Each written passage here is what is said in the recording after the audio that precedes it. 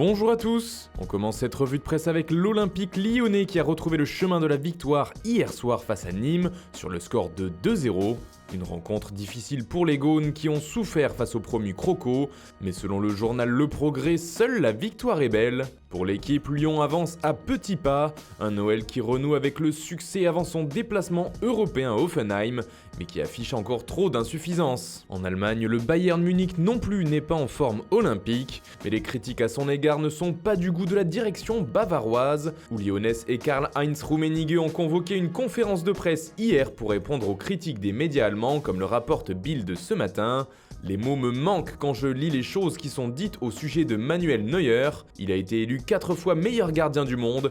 Il en va de même pour Franck Ribéry et Arjen Robben. Quand je lis ces débats sur l'âge, ils sont scandaleux, irrespectueux et polémiques, s'est énervé Rummenigge.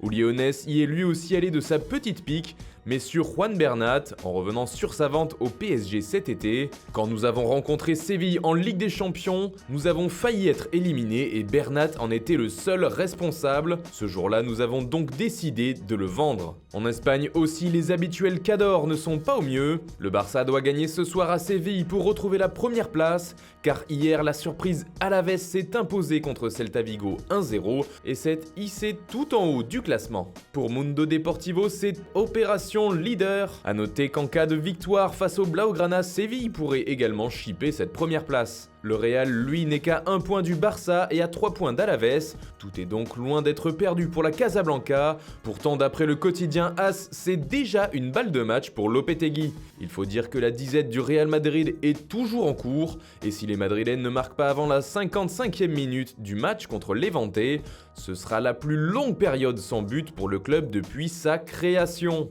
Enfin, en Angleterre, une équipe semble déjà prête pour relancer Leonardo Jardim.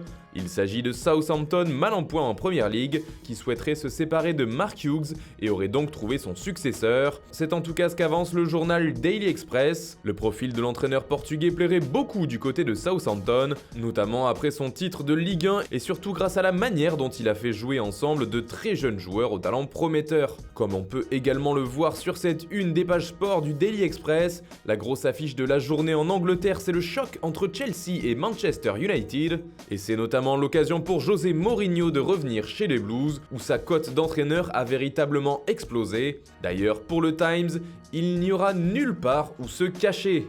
Voilà, c'est tout pour ce matin, bonne journée à tous, on se retrouve très vite pour une nouvelle vidéo sur Foot Mercato.